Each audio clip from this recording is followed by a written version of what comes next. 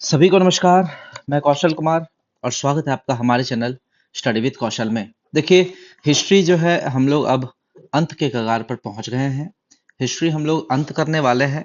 History में केवल 3 video आएगा और आज का जो वीडियो है उसमें हम लोग पढ़ेंगे पल्लव वंश, चालुक्य वंश और राष्ट्रकूट वंश और एक अन्य राजवंश जो इतना छोटा छोटा वंश है इसके बारे में भी हम लोग पढ़ेंगे।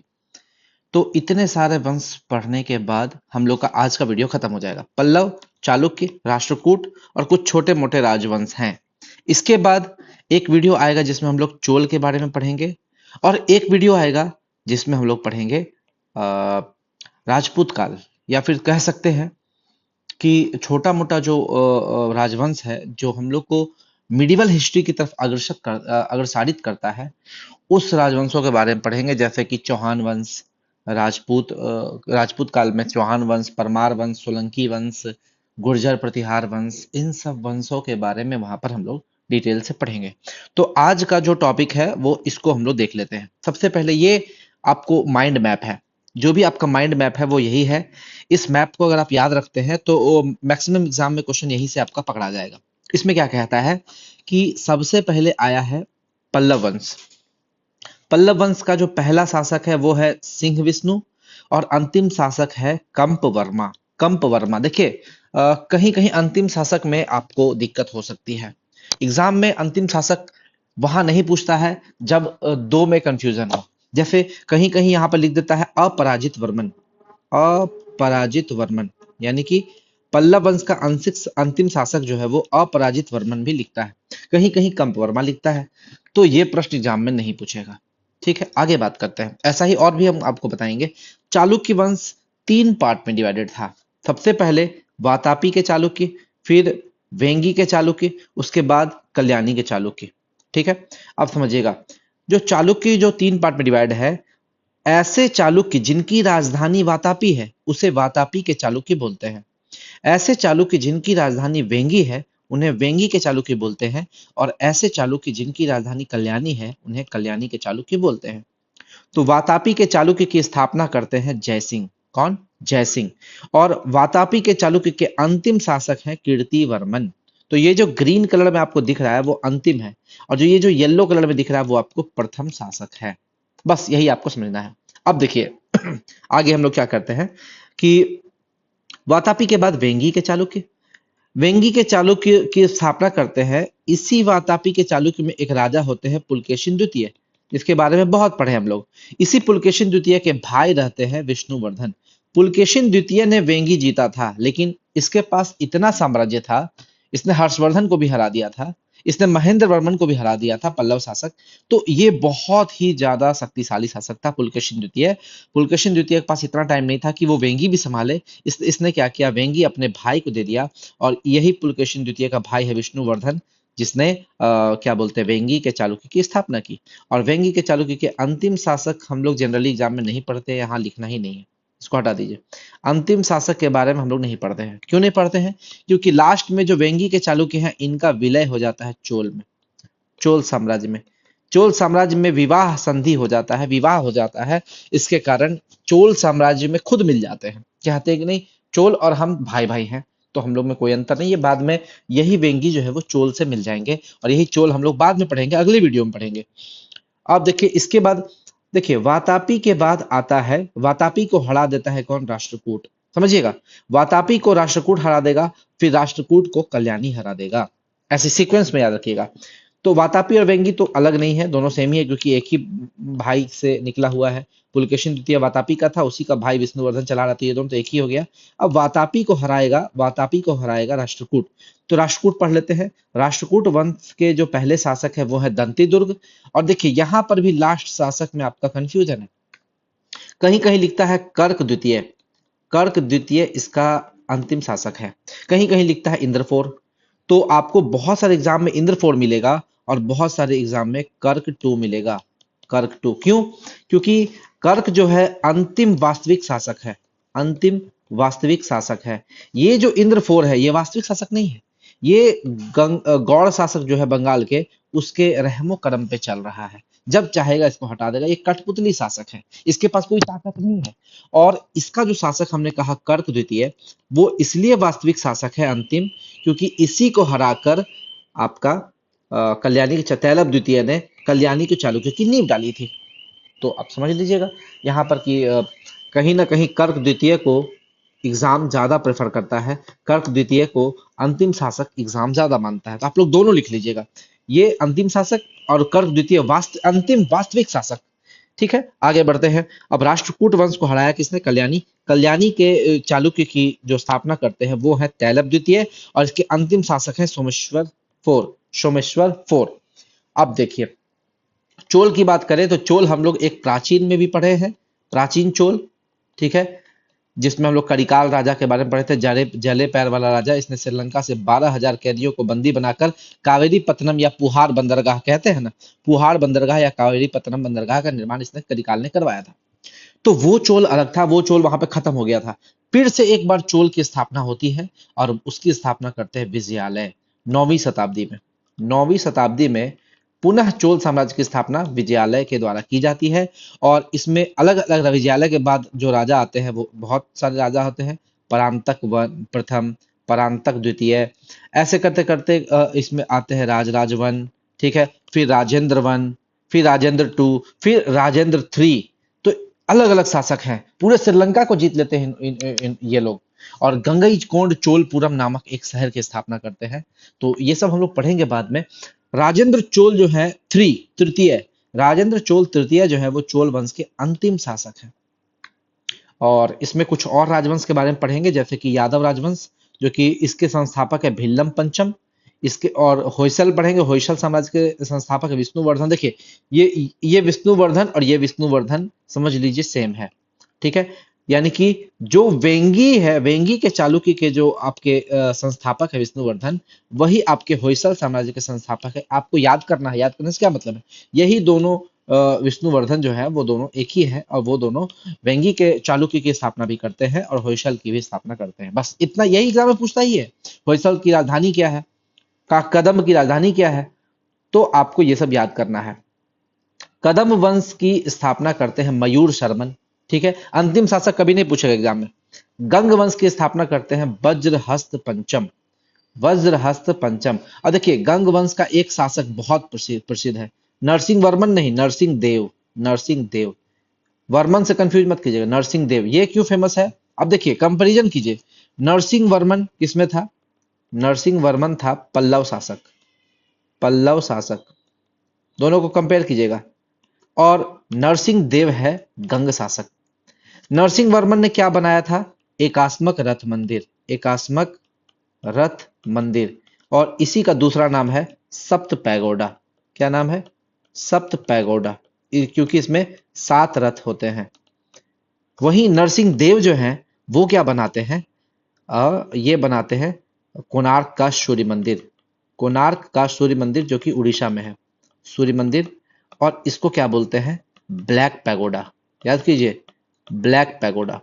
तो कंफ्यूज नहीं करना है। यहाँ देखिए, यहाँ पर सप्त पैगोडा, और सप्त पैगोडा को नरसिंह वर्मन बनाते हैं, ब्लैक पैगोडा को नरसिंह देव बनाते हैं। बस यही ट्रिक आपको याद रखना है।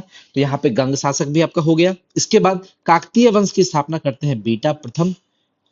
और इन सारे राजवंशों के बारे में थोड़ा थोड़ा जो पॉइंट है वो हम लोग बाद में पढ़ेंगे। ये तो बेसिक ओवरव्यू है, ये माइंड मैप है। अगर ये मैप आपको याद रहता है तो आप एग्जाम में मैक्सिमम क्वेश्चन आप कर लेंगे, यहीं से क्वेश्चन पूछता है। लेकिन अब हम लोग इस टॉपिक में घुस घुस के पढ़ेंगे, एक एक करके टॉपिक को क्लियर करेंगे। यहाँ मैप देख लीजिए। ये मैप जो है ये फाइनल मैप नहीं, ये इनिशियल मैप है। जब स्टार्टिंग में मैप ऐसा था, ठीक है।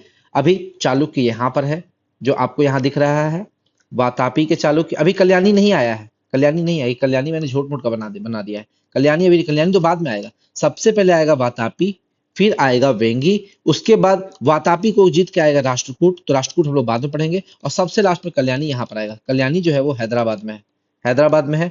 वातापी या बादामी जो है वो भी आपका कर्नाटक में है। और वेंगी जो है वो आंध्र प्रदेश में है। कौन कौन नदी के बीच में वेंगी है ये आप लोग कमेंट करके हमको बताइएगा। यहाँ पर चोल चेर पांड्य है, ठीक है। यहाँ पर हर्षवर्धन का साम्राज्य देखिए बहुत बड़ा है। जिस समय पल्लव वंश हम लोग पढ़ रहे हैं, कहाँ पे? पल्लव, ये वहाँ पल्लव वंश है। ये पल्लव वंश जिस समय हम लोग पढ़ रहे हैं उस समय आपका चालुक्य वंश भी था, हर्षवर्धन का शासनकाल भी चल रहा था। क्यों? क्योंकि पल्लव वंश के शासक कौन थे बताइए? एक से एक शासक आपको मिलेंगे यहाँ पे पल्लव वंश के, जो जैसे कि नरसिंह वर्मन मिलेंगे। चालुक्य वंश के शासक वातापी के चालुक्य शासक मिलेंगे पुलकेशिन द्वितीय, जो हर्षवर्धन को हराते हैं, और पुलकेशिन द्वितीय को पल्लव के शासक नरसिंह वर्मन हराते हैं। तो ये सब एक साथ आपको पढ़ने को मिलेगा। इसके बाद मौखरी वंश, क्योंकि हर्षवर्धन का जो जीजा था वो यहाँ था, इसको मार दिया था, हम लोग बताए थे पिछले बार स्टोरी पढ़े थे उसका। मैत्रक वंश जो कि वल्लभी में है गुजरात में, ये भी इसकी इसी के समकालीन है। और कुछ समय के बाद यहाँ पर गुर्जर प्रतिहार वंश मिलेगा, लेकिन अभी मैप में हम लोग दिखा दिए हैं। थानेसर यही है, थानेसर से कन्नौज जो राजधानी स्थानांतरित करता है वो है। कामरूप जो असम वाला एरिया है। गौड़ साम्राज्य जो बंगाल का है। यहाँ पर कलिंग वाला एरिया है। तो ये सब बस मैप में स्टार्टिंग फेज का है, बाद में ये बदलेगा और इसको हम लोग और भी डिटेल से पढ़ेंगे। चलिए सबसे पहले हम लोग स्टार्ट करते हैं पल्लव राजवंश, जो कि 275 एडी से लेकर 897 एडी तक इसका शासन रहता है। ठीक है, और याद रखिएगा इनका विस्तार तमिलनाडु और दक्षिणी आंध्र प्रदेश में था। तमिलनाडु वाला क्षेत्र और दक्षिणी आंध्र प्रदेश वाला क्षेत्र में इसका स्टार्टिंग फेज में रहता है। और इसके जो प्रमुख शासक हैं वो देखिए सिंह विष्णु इसके संस्थापक हैं। ये वास्तविक संस्थापक हैं। पहले जो संस्थापक है वो है बप्पा देव, लेकिन ये सामंत के रूप में काम करते थे, इसीलिए इनको वास्तविक संस्थापक नहीं बोलते हैं। सिंह विष्णु को इस वंश का वास्तविक संस्थापक बोलते हैं। आगे बात करें, सिंह विष्णु के बाद जो शासक आते हैं वो है महेंद्र वर्मन प्रथम, फिर है नरसिंह वर्मन प्रथम, फिर है महेंद्र वर्मन द्वितीय, फिर है परमेश्वर वर्मन वन, फिर है नरसिंह वर्मन द्वितीय, फिर है नंदी वर्मन टू, फिर है कंप वर्मा जो कि अंतिम है। कंप वर्मा जो कि अंतिम है। कहीं कहीं आपको अंतिम में अपराजित वर्मन भी मिलता है। अपराजित वर्मन कैसे याद कीजिएगा? नाम में अपराजित है लेकिन पराजित हो गया, अंतिम शासक था तो पराजित ही हो गया, खत्म। तो ये आपको सारे शासकों का नाम याद रखना है, जिसमें महत्वपूर्ण कौन कौन है? सिंह विष्णु, महेंद्र वर्मन, नरसिंह वर्मन 1, 2 और नंदी वर्मन 2, ये ज्यादा महत्वपूर्ण है। आगे आते हैं। पल्लव वंश की जो राजधानी है वो है आपकी कांचीपुरम, जिसको कांची भी बोलते हैं। और कांची में ह्वेनसांग आया था किसके समय में? नरसिंह वर्मन प्रथम के समय में। ठीक है, और राजभाषा की बात करें तो पल्लव वंश की राजभाषा संस्कृत थी। प्रारंभ में इसकी राजभाषा प्राकृत थी, लेकिन बाद में इसकी राजभाषा संस्कृत हो गई। इसके संस्थापक थे बप्पा देव, और इसकी उत्पत्ति ब्रह्मा या अश्वत्थामा का वंशज मानते हैं। ये मानते हैं पल्लव वंश की इनकी उत्पत्ति जो है वो ब्रह्मा और अश्वत्थामा से हुई है। अश्वत्थामा आप लोग जब पढ़े होइएगा महाभारत, उसमें सुने होंगे इसको कभी भी नहीं मरने का वरदान नहीं मिला था, श्राप मिला था। आज ये किस रूप में कितना भी कष्ट हो जाए ये मर नहीं सकता है। समझ सकते हैं कि इसकी जिंदगी कैसी होगी। ठीक है, और इसी अश्वत्थामा के वंशज कौन है? ये हमारे बप्पा देव या पल्लव राजवंश है। और धीरे धीरे धीरे इसके साम्राज्य बढ़ता है, लेकिन शुरू में ये सामंत के रूप में काम करते हैं, इसीलिए इसको सिर्फ संस्थापक बोलते हैं, वास्तविक संस्थापक नहीं बोलते हैं। बाद में पूर्ण रूप से राजा घोषित अपने आप को करता है सिंह विष्णु, जो कि 575 से 600 एडी में ये राजा बनता है, और इसको वास्तविक संस्थापक बोलते हैं। सिंह विष्णु को अवनी सिंह की उपाधि भी मिली है, और ये वैष्णव धर्म का अनुयायी था। किस धर्म का अनुयायी था? वैष्णव धर्म का अनुयायी था। और जो दक्षिण पूर्व भारत है, साउथ ईस्ट भारत, वहां के कोरोमंडल तट पर स्थित महाबलीपुरम, जिसको मामल्लपुरम भी बोलते हैं, वहां पर इसने क्या किया? यहाँ पर सिंह विष्णु ने आदि वराह मंदिर का निर्माण कराया। किस मंदिर का निर्माण कराया? आदि वराह मंदिर। तो आपसे पूछेगा आदि वराह मंदिर का निर्माण किसने कराया?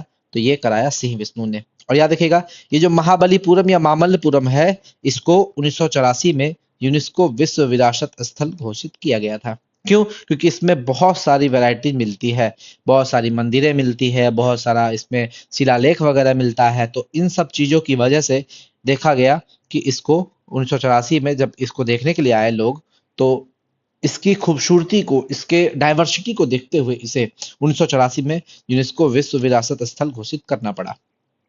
आगे बात करते हैं। ये जो सिंह विष्णु है, इसके दरबार में एक कवि रहते थे जिसका नाम था भारवी। इसी भारवी ने किरतार जुनियम नामक एक नाटक की रचना की थी। और बात करें कसाकुड़ी दानपत्र से हम लोग को क्या पता चलता है कि जो सिंह विष्णु है इसने चोल, चेर, पांड्य और सिंघल यानी कि श्रीलंका आदि के राजाओं को भी युद्ध में पराजित किया था। यानी कि ये सबसे ताकतवर राजा था, इसलिए इसको वास्तविक संस्थापक ही बोलते हैं। आगे बात करते हैं। इसके बाद जो राजा आता है वो है महेंद्र वर्मन प्रथम, जो कि 600 से 630 एडी तक शासन करता है। बहुत जरूरी है, बहुत ही ब्रिलियंट, बहुत इंटेलिजेंट कवि, कवि भी कह सकते हैं, इनको संगीतज्ञ भी कह सकते हैं। ये हर क्षेत्र में निपुण था, या एक महान कवि भी था और संगीतज्ञ भी था। देखिए अंतर समझिएगा कि ये जो सिंह विष्णु है, इसने वैष्णव धर्म को अपनाया था। देखिए वैष्णव धर्म को अपनाया था, लेकिन इनका जो पुत्र है महेंद्र वर्मन, इसने जैन धर्म को अपनाया। पहले नहीं, पहले ये जैन धर्म का अनुयायी था। बाद में एक तमिल संत अप्पर के प्रभाव में आकर ये शैव धर्म को अपनाया। यानी कि तीनों चीज मिल गया हम लोग को इसमें, वैष्णव धर्म भी मिल गया, जैन धर्म भी मिल गया और शैव धर्म भी मिल गया। यानी कि ये जो आपका पल्लव वंश है, इसमें आपको वैष्णव धर्म भी है, शैव धर्म भी है, जैन धर्म भी है। आगे आपको सब कुछ मिलेगा, सबका मंदिर भी मिलेगा। लेकिन आपसे पूछेगा कि किसके प्रभाव में आकर, तो एक तमिल संत थे अप्पर, अप्पर के प्रभाव में आकर इसने शैव धर्म को अपनाया था। और महेंद्र वर्मन ने एक पुस्तक की रचना की थी जिसका नाम है मत विलास प्रहसन।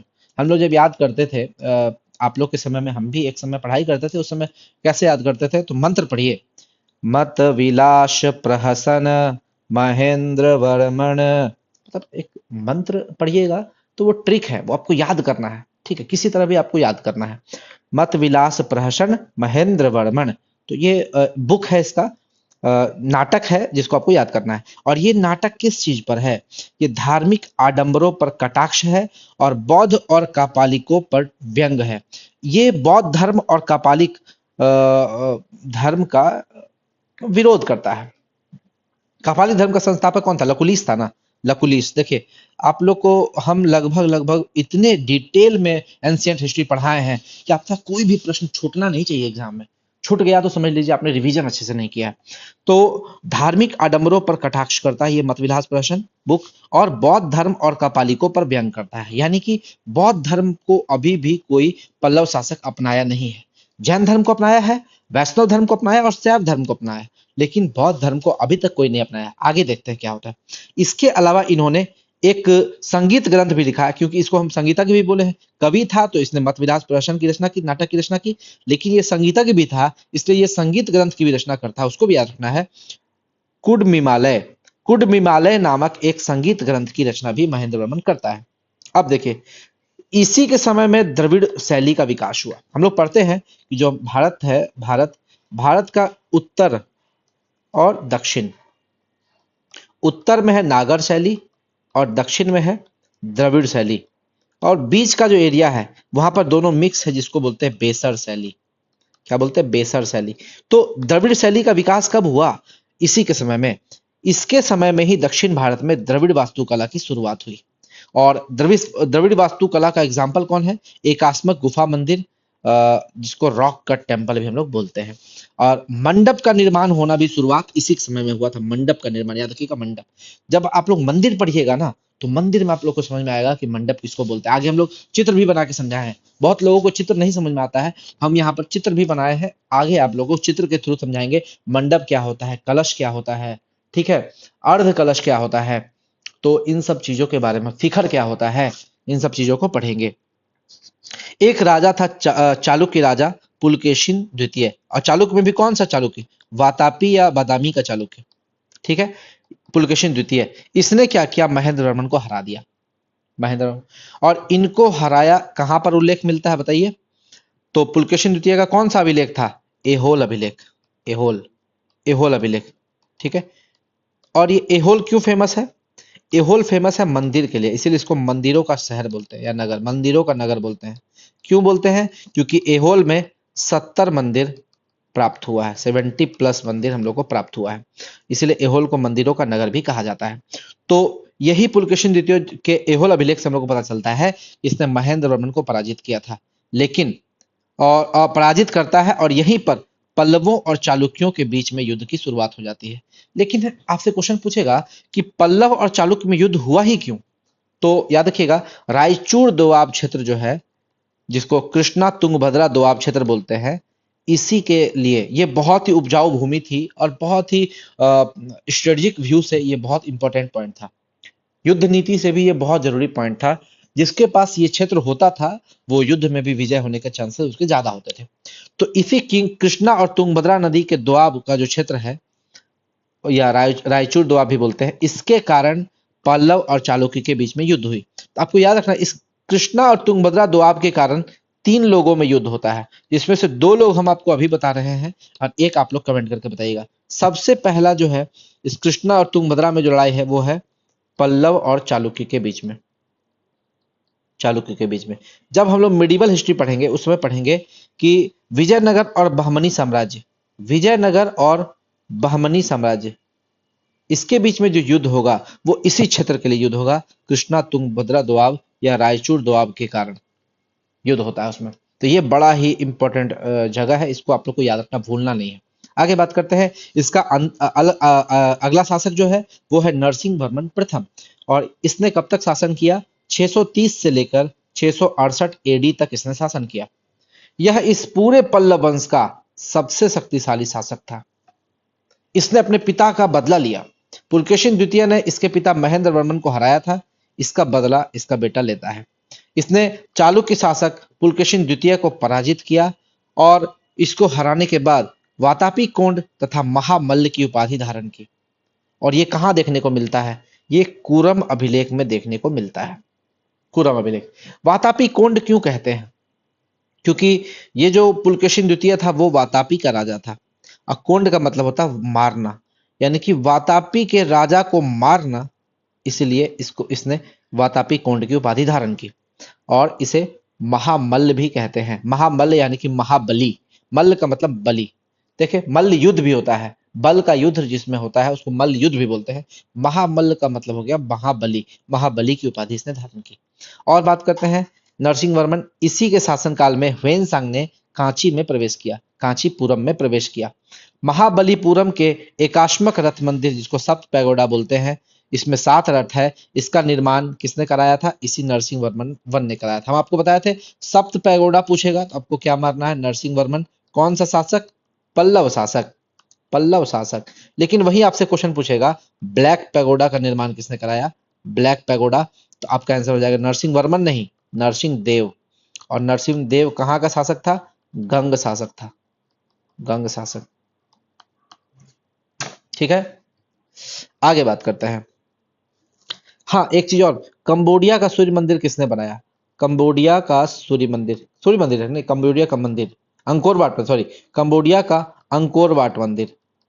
अंकोर वाट विष्णु को समर्पित है, भगवान विष्णु को समर्पित है, विष्णु का मंदिर है। इसमें इसको किसने बताया बनाया? इसका नाम है सूर्य वर्मन, या सूर्य वर्मा, या सूर्य वर्मन। एक बार आप लोग देखिएगा तो, क्योंकि ये प्रश्न बहुत पूछता है एनटीपीसी में, तो जो मैं पढ़ा रहा हूँ ये भर भर के पूछता है, तो इसको आप लोग देख लीजिएगा, जो मैं पढ़ा रहा हूँ वो सही है कि नहीं, कमेंट कीजिएगा, ठीक है। और बात करते हैं, ये जो मंदिर है एकास्मक रथ मंदिर, ये एक ही चट्टान से तराशा हुआ है, इसलिए इसको एकास्मक बोलते हैं। एकास्मक वर्ड का मतलब ही होता है कि एक ही चट्टान से बना दिया गया है, उसमें कोई दूसरा चट्टान का यूज नहीं किया गया। एक ही चट्टान को काट काट के उसमें 7 को रथ बना दिया गया। उस 7 रथ में बहुत सारा रथ मिलेगा आपको, गणेश रथ, अर्जुन रथ, ऐसे कर करके रथ मिलेगा। रथ का नाम है 7 रथ था, इसलिए इसको सप्त पैगोडा भी बोलते हैं। और इसको एकास्मक रथ मंदिर या सप्त, ये जो है इसको 1984 में यूनेस्को विश्व धरोहर स्थल में शामिल किया गया था। क्यों? क्योंकि ये महाबलीपुरम में है। महाबलीपुरम का जो मंदिर है ये एक 1984 में विश्व धरोहर स्थल में इसको घोषित किया गया था। और यह मंदिर मामल्ल शैली में बनी हुई है, मामल्ल शैली। आगे बढ़ते हैं। इसके बाद अगला राजा आता है नरसिंह वर्मन टू, जो 700 से 728 एडी में शासन करता है। देखिए, बीच में एक कुछ शासक हम छोड़ दिए हैं नरसिंह वर्मन के बाद, 630 से 668, फिर खत्म हो गया, 700 से स्टार्ट किए। क्यों? क्योंकि इसके बीच में कोई दूसरा शासक बहुत इंपॉर्टेंट नहीं था। जो महत्वपूर्ण शासक है उसी के बारे में पढ़ना है, उसी के बारे में एग्जाम में पूछता है। नरसिंह वर्मन टू जो है वो 700 से 728 एडी में आया। और याद रखिएगा, 700 से 728 के बीच में एक पीरियड है 712। इस समय अरबी आक्रमणकारी जो है मोहम्मद बिन कासिम भारत आता है। तो आपसे ये क्वेश्चन पूछता है कि भारत में ऐसा कौन सा पल्लव शासक है जो मोहम्मद बिन कासिम, जो कि पहला अरबी आक्रमणकारी था। अरबी आक्रमणकारी बहुत हुए, लेकिन पहला सफल सफल अरबी आक्रमणकारी जो कि भारत में जीता, तो पहला सफल अरबी आक्रमणकारी मोहम्मद बिन कासिम, जो कि 712 एडी में भारत पर आक्रमण करता है, वो उस समय पल्लव वंश का शासक कौन था? नरसिंह वर्मन टू था। और आगे बात करते हैं, इसने किस किस चीज की उपाधि धारण की? राज सिंह की उपाधि धारण की, आगम प्रिय की उपाधि धारण की और शंकर भक्त की उपाधि धारण की। देखिए, ये शंकर भक्त से आपको क्या समझ में आ रहा है कि ये शैव भक्त को, शैव धर्म का अनुयायी है, शैव धर्म को मानता है। अभी भी कोई बौद्ध धर्म को पल्लव वंश में हम लोग नहीं देखे हैं। ठीक है, आगे बढ़ते हैं। आगम प्रिय का मतलब होता है शास्त्रों का प्रेमी। इसको शास्त्र पढ़ने का बहुत ज्यादा शौक था, बहुत मन था। इनका शासनकाल स्थापत्य कला के लिए प्रसिद्ध था, जैसे कि कांची में कैलाशनाथ मंदिर का निर्माण करना। ठीक है, और कैलाशनाथ मंदिर का जो निर्माण कराया था, इसी ने नरसिंह वर्मन द्वितीय ने कराया था। और कैलाशनाथ मंदिर में आपको पल्लव राजा और रानी का चित्र देखने को मिलता है। इसी कैलाशनाथ मंदिर को हम लोग राज सिद्धेश्वर मंदिर भी बोलते हैं। और याद रखिएगा, इस कैलाशनाथ मंदिर को स्टार्ट तो करवाया था नरसिंह वर्मन टू ने, लेकिन इसको खत्म किसने कराया था? परमेश्वर वर्मन द्वितीय ने संपूर्ण कराया था। ये प्रश्न एग्जाम में नहीं पूछता है, लेकिन फिर भी मैंने आपको बता दिया। परमेश्वर वर्मन के बारे में कुछ हम लोग पढ़े ही नहीं है, ना कभी पढ़ेंगे, तो बस यही जानना है कैलाशनाथ मंदिर को संपूर्ण इसने कराया था। आगे बात करते हैं, महाबलीपुरम में एक सौर मंदिर है, जिसको तटीय मंदिर भी बोलते हैं। इस सौर मंदिर का निर्माण भी यही नरसिंह वर्मन टू ने स्टार्ट कराया था, खत्म कराया था। इसके दरबार में एक कवि रहते थे, दंडी दंडी, जिसने काव्यादर्श और 10 कुमार चरित नामक ग्रंथ की रचना की। एक और बुक है इनकी, अवंती सुंदरी कथा। अवंती सुंदरी कथा की रचना भी दंडी करते हैं, और ये बहुत ही फेमस कवि हैं, इनका नाम भूलना नहीं है। दंडी किसके दरबार में रहते थे? तो नरसिंह वर्मन द्वितीय के दरबार में रहते थे। और कांची का मुक्तेश्वर मंदिर का निर्माण स्टार्ट किया कराया था इसने, नरसिंह वर्मन टू ने। तो जिसका निर्माण स्टार्ट कराया था वो याद रखना है। आगे बात करते हैं, अगला है परमेश्वर वन। परमेश्वर वन, परमेश्वर टू हम लोग पढ़े हैं, परमेश्वर वर्मन वन के बारे में पढ़ते हैं। तो इनकी उपाधि है लोकादित्य, एकमल्ल, रज रणंजय का, अत्यंत काय, उग्र दंड, गुना भंजन, विधि विनित। आप बोलिए इतना याद करते हैं तो पगला जाएंगे, तो याद नहीं कीजिए, कभी नहीं पूछता है। परमेश्वर उनकी उपाधि कभी नहीं पूछेगा एग्जाम में, याद ना करे, इसलिए हम लिख दिए याद ना करे, मत कीजिएगा याद, पगला जाइएगा, आपको बहुत चीज याद करना है। लेकिन इसका एक चीज क्या याद रखना है कि इसने मामल्लपुरम में गणेश मंदिर का निर्माण कराया था। मामल्लपुरम, जिसको महाबलीपुरम भी बोलते हैं, याद रखिएगा। और इस महाबलीपुरम को 1984 में UNESCO world heritage site declare किया गया है, वही महाबलीपुरम है। नंदी वर्मन टू ने क्या किया? मुक्तेश्वर मंदिर, ये जो मुक्तेश्वर मंदिर को स्टार्ट कराया था नरसिंह वर्मन, इसको संपन्न कराया नंदी वर्मन टू ने। मुक्तेश्वर मंदिर का निर्माण कराया, और इसने वैकुंठ पेरुमाला मंदिर का भी इसने क्या किया? संपूर्ण कराया। ये जो परमेश्वर वर्मन है, इसने कैलाशनाथ मंदिर को खत्म किया और वैकुंठ पेरुमाला मंदिर स्टार्ट किया। लेकिन स्टार्ट करने के बाद खत्म कौन कराया वैकुंठ पेरुमाला मंदिर को? वो है नंदी वर्मन टू। और नंदी वर्मन टू और क्यों फेमस है? प्रसिद्ध वैष्णव संत जो है तिरुमंगई अलवार, वो इसी के दरबार में रहते थे। इसके बाद बात करते हैं, प्रसिद्ध तमिल कवि, एक तमिल कवि थे संत पेरुन देवनार। ये नंदी वर्मन तीन के समकालीन थे। और इस संत पेरुन देवनार की जो ग्रंथ है, इन्होंने कौन सा ग्रंथ लिखा है? वो है भारत वीरनावा। भारत वीरनावा बहुत कम एग्जाम में पूछता है, उतना फेमस नहीं है, लेकिन फिर भी मैंने बता दिया। पल्लव वंश का अंतिम शासक कौन है? कंप वर्मा, जो कि 948 से 980 एडी में देखने को मिलता है। कहीं कहीं फिर से बता रहे हैं, कहीं कहीं आपको यहाँ पर अपराजित वर्मन भी देखने को मिलेगा। पल्लव वंश का अंतिम शासक कौन था? अपराजित वर्मन। तो जो भी ऑप्शन, आप मत बोलिएगा कौशल सर आप नहीं पढ़ा है, मैंने पढ़ाया। कंप वर्मा रहे ऑप्शन में तो इसको मारना है, अपराजित वर्मन रहे तो इसको मारना है। लेकिन एग्जाम में इस टाइप का कंफ्यूजिंग प्रश्न ना ही पूछे तो ज्यादा बेहतर है। अब पूछे दोनों ऑप्शन नहीं देगा, पूछेगा तो दोनों ऑप्शन में नहीं देगा। आगे बात करते हैं, पल्लव कला और वास्तुकला, ये बहुत पूछता है। द्रविड़ कला का स्टार्ट कहाँ हुआ? महेंद्र वर्मन प्रथम के शासनकाल में। महेंद्र वर्मन प्रथम वन, इसके शासनकाल में द्रविड़ कला का स्टार्ट हुआ। अब बात करते हैं मंदिर स्थापत्य, जो हम लोग को देखने मिलता है। यहाँ पे मंडप मिल रहा है, रथ मिल रहा है, और विशाल विशाल मंदिर मिल रहा है। मंडप कब शुरुआत हुआ? पल्लव के समय में शुरुआत हुआ। रथ कब शुरू हुआ? पल्लव के समय में शुरू हुआ। विशाल मंदिर बनना कब शुरू हुआ? पल्लव के समय में शुरू हुआ। और द्रविड़ कला का भी स्टार्ट आपका महेंद्र वर्मन के समय में स्टार्ट हुआ। पर्सी ब्राउन जो है एक बहुत बड़े इतिहासकार हैं। इन्होंने पल्लव वास्तुकला को 4 पार्ट में डिवाइड किया है। कहा है कि जो हमको शैली देखने को मिलती है, जो इसका डेवलपमेंट देखने को मिलता है पल्लव काल में वास्तुकला का, वो इसको 4 पार्ट में डिवाइड करेंगे तब समझ में आएगा। पहला जो शैली है महेंद्र शैली, जो कि महेंद्र वर्मन से संबंधित है, जो किसी न किसी राजा से संबंधित है।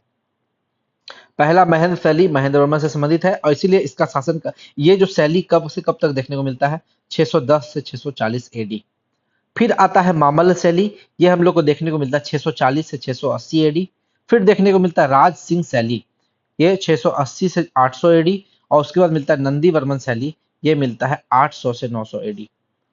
सबको एक एक करके देखते हैं। ये जो महेंद्र शैली है, जो महेंद्र वर्मन से संबंधित है, इसमें हम लोग को रॉक कट पिलार देखने को मिलता है, मतलब कि चट्टानों को काट कर बनाया जाने वाला मंदिर देखने को मिलता है। इसका सबसे बेहतरीन एग्जाम्पल महाबलीपुरम का गुफा मंदिर है, जो कि तमिलनाडु में है, सबसे बड़ा एग्जाम्पल है। और ये जो महेंद्र शैली है, जैन कला से प्रभावित है। इसमें अर्धवृत्ताकार गर्भगृह देखने को मिलता है। देखिए, गर्भगृह किसको बोलते हैं? जहां पर मूर्ति रखी जाती है, ठीक है, जहां पर लोग आकर बैठते हैं उसको मंडप बोलते हैं। जैसे आप कहीं भी जाइएगा तो मंडप के किनारे लोग बैठेंगे, लेकिन मंडप में बैठेंगे, मूर्ति अंदर होती है, एक जगह पर अंदर में मूर्ति होती है, बाहर में लोग बैठते हैं। तो जहां पर मूर्ति होती है या जहां पर स्थापित किया था मूर्ति को या भगवान को, उसको गर्भगृह बोलते हैं। तो सबसे पहले अर्ध वृत्ताकार गर्भगृह की शुरुआत जो है वो इसी महेंद्र शैली में हुई है।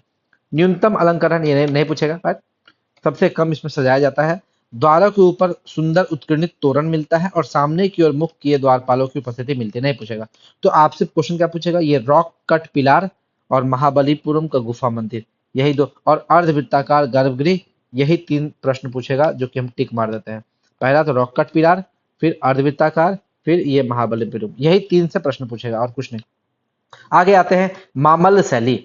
ये नरसिंह वर्मन वन से संबंधित है। नरसिंह वर्मन वन ने अपने शासनकाल में जिस जिस चीजों का निर्माण कराया, वो जो शैली यूज करता है वो मामल्ल शैली है। इसका सबसे बड़ा उदाहरण है रथ या एकास्मक मंदिर, और ये ग्रेनाइट पत्थर से बना था। महाबलीपुरम या मामल्लपुरम में है। यही मामल्लपुरम मामल्ल शैली, ऐसे करके आप लोग इसको रिलेट कर सकते हैं, तो ये भी आपका जरूरी है। और इसमें दो प्रकार के स्मारक मिलते हैं, मंडप और रथ। मंडप और रथ इसमें देखने को मिलता है। सबसे बेस्ट एग्जांपल है एकास्मक मंदिर। फिर आते हैं राज सिंह शैली। देखिए, हम लोग पढ़े हैं कि नरसिंह वर्मन टू को ही राज सिंह हम लोग बोलते हैं, और ये 680 से 800 एडी तक ये चला है। और गुहा मंदिर के, देखिए, पहले जो मंदिर बनता था वो चट्टानों से बनता था, लेकिन अब क्या कर रहा है? चट्टान की जगह ईंट पत्थर का यूज कर रहा है मंदिर बनाने के लिए। तो अब गुहा मंदिर की जगह ईंट और पत्थर का प्रयोग किया जाना लगा। वो किस शैली में? राज सिंह शैली में, नरसिंह वर्मन टू के शासनकाल में। और इसका पहला एग्जाम्पल है मामल्लपुरम का शोर मंदिर। तो देखिए, एग्जाम आपसे प्रश्न कैसे पूछेगा? आपको लग रहा है कि छोटा मोटा चीज है, नहीं, यही प्रश्न एग्जाम में आपको फंसाएगा। आपसे पूछेगा मामल्लपुरम का शोर मंदिर किस से संबंधित है, किस शैली से संबंधित है? मामल्लपुरम देख के आप मार दीजिएगा मामल्ल शैली, और वहीं पे आप गलत साबित हो जाएगा। मामल्लपुरम का एकाश्मक मंदिर तो है मामल्ल शैली में, लेकिन मामल्लपुरम का शोर मंदिर राज सिंह शैली में है। ठीक है। और ऐसे भी आप लोग याद रख सकते हैं कि एकास्मक मंदिर जो है, रथ मंदिर, वो किसने बनाया मामल्लपुरम में? वो किसने बनाया? वो नरसिंह वर्मन वन ने बनाया। और नरसिंह वर्मन वन से संबंधित है मामल्ल शैली, इसीलिए हम लोग इसको मामल्ल शैली बोल देंगे। और शोर मंदिर किसने बनाया? नरसिंह वर्मन टू ने बनाया, और नरसिंह वर्मन टू को बोलते हैं राज सिंह, इसीलिए ये राज सिंह शैली में है। अगर ये समझ गए तो आप लोग को कोई दिक्कत नहीं होगा। कैलाशनाथ मंदिर किसने बनाया? नरसिंह वर्मन टू ने बनाया, इसीलिए यह है राज सिंह शैली। बस यही ट्रिक है। वैकुंठ पेरुमाला मंदिर किसने बनाया? ये दोनों कांची में है। देखिए, कैलाशनाथ मंदिर और वैकुंठ पेरुमाला मंदिर दोनों कांची में है, और ये मंदिर किसने बनाया? तो नरसिंह वर्मन टू ने बनाया, इसीलिए ये राज सिंह शैली में है, क्योंकि इसी का तो नाम राज सिंह है। और इसमें हम लोग को क्या क्या, हाँ, पनमलाई मंदिर उतना इंपॉर्टेंट नहीं पूछता है। बस यही दो मंदिर, एक, दो और शोर मंदिर, तीन को आपको जरूरी है इसमें। एक तो मामल्लपुरम का शोर मंदिर, कैलाशनाथ मंदिर और वैकुंठ पेरुमाल मंदिर, यही तीन इसमें पूछता है। उसके बाद है नंदी वर्मन शैली। नंदी वर्मन टू से संबंधित है। 800 से 900 एडी इसका शासनकाल है, मतलब इसका काल है नंदी वर्मन शैली का। ये इसको अपराजित या अपरजित शैली भी कहते हैं। इसमें सबसे मेन है मुक्तेश्वर मंदिर और मंतगेश्वर मंदिर, दोनों कांची में है। उसके बाद परशुरामेश्वरम मंदिर, ये गुड़ीमल्लम में है। और वाड़ा मल्लीश्वर मंदिर, ये ओड़ागड़म में है। और वीरट्टानेश्वर मंदिर, ये तिरुतैन में है। ये इसमें सबसे जरूरी है ये दोनों, मुक्तेश्वर मंदिर और मंतकेश्वर मंदिर कांची में है। ये नंदी वर्मन शैली से संबंधित है। उसके बाद बात करें वास्तुकला पूर्ण परिपक्वता प्राप्त कर लिया। देखिए, अभी तक तो वास्तुकला बढ़ रहा था, कुछ कुछ एडिट हो रहा था, लेकिन अब क्या है, वो अपने सबसे मैच्योर्ड पीरियड में पहुंच गई वास्तुकला, और सबसे बेस्ट वो अपनी परिपक्वता को प्राप्त कर ली। बेस्ट वास्तुकला इसी को बोलते हैं, नंदी वर्मन शैली को। वास्तुकला पूर्ण परिपक्वता को प्राप्त कर ली। इसके बाद क्या होता है, चोलों द्वारा इस मॉडल पर तंजावुर मंदिर का निर्माण होता है। आपसे पूछेगा कि चोलों ने जो तंजावुर मंदिर का निर्माण कराया, वो किस शैली या किस पैटर्न को पकड़ा था, तो वो नंदी वर्मन शैली को पकड़ा था। इसी शैली का अगला रूप हम लोग को तंजावुर मंदिर में देखने को मिलता है। अब थोड़ा सा हम लोग इस फिगर को देख के समझते हैं। इस फिगर को देखेंगे तो यहाँ समझेंगे कि मान लीजिए कि यहाँ से प्रवेश द्वार है, मंदिर में हम लोग घुस रहे हैं। तो मंदिर में जब हम लोग घुसेंगे तो एक छोटा सा कमरा आपको बाहर में मिलेगा, उसको अर्ध मंडप बोलते हैं। क्या बोलते हैं? अर्ध मंडप। और अर्ध मंडप कहाँ विकसित हुआ बताइए? अर्ध मंडप बनना विकसित हुआ है महेंद्र शैली। महेंद्र शैली में देखिए, पढ़ लीजिए। सॉरी, यहाँ सॉरी सॉरी, अर्ध मंडप कहाँ है? अर्ध मंडप बना है राज सिंह शैली, गलती बोल दिया मैंने। अर्ध मंडप बनना कहाँ से शुरू हुआ? राज सिंह शैली। यहाँ लिख देते हैं, राज सिंह शैली में। यानी कि पहले जो है सिर्फ मंडप होता था, ये मंडप जहां लोग बैठते हैं। ये आपको दिख रहा है, यहाँ पर लोग क्या करेंगे? बैठेंगे, बैठ के गप करेंगे, बात करेंगे, हवन करेंगे, जो भी करना हो यहाँ करेंगे, ठीक है। उसके बाद मान लीजिए यहाँ से अंदर गए तो पहले अर्ध मंडप आएगा, फिर मंडप आएगा, और अंदर जाइएगा तो यहाँ भगवान की आपको मूर्ति दिखेगी। जिस क्षेत्र में भगवान की आपको मूर्ति दिखेगी उसको बोलते हैं गर्भगृह, ठीक है। यहीं पर भगवान की मूर्ति मिलेगी। इसके ऊपर आप जब जाइएगा तो यहाँ पर आपको ये यहाँ से लेकर यहाँ तक शिखर मिलेगा। उसके ऊपर में गोल सा आपको दिखने को मिल रहा है, उसको बोलते हैं अम्लक। उसके ऊपर आपको जो मिलेगा ये मेटल का चीज रहेगा, इसको बोलते हैं कलश। तो यही पैटर्न है मंदिर का, ठीक है। और बात करें अर्धवृत्ताकार गर्भगृह, देखिए गर्भगृह तो सब में मिलेगा, लेकिन यही गर्भगृह अगर अर्धवृत्ताकार हो जाए तो ये हो जाएगा आपका महेंद्र शैली से संबंधित। यही प्रश्न है। ये जो आपका मंदिर है, ये मंदिर अगर आपका गुफा से बना हुआ, सॉरी पत्थर से बना हुआ है, किस पत्थर क्या बोलते हैं, हाँ गुहा, गुहा से बना हुआ है। गुहा यानी कि चट्टान, गुहा से अगर बना हुआ है तो समझ लीजिए ये दो शैली से संबंधित है। एक तो महेंद्र शैली और दूसरा मामल्ल शैली। लेकिन गलती से अगर इस गुहा की जगह ईंट और पत्थर का यूज होने लगा तो समझ लीजिएगा ये कौन शैली है? इस शैली में आ गया, ये राज सिंह शैली में आ गया, क्योंकि यहाँ पर गुहा मंदिर के स्थान पर ईंट और पत्थर का मंदिर बनना स्टार्ट हो गया था। आगे बात करते हैं। अब महाबलीपुरम जो कि तमिलनाडु में, ये क्यों फेमस है? ये इसलिए फेमस है क्योंकि 1984 में इसको यूनेस्को विश्व विरासत स्थल घोषित कर दिया गया था।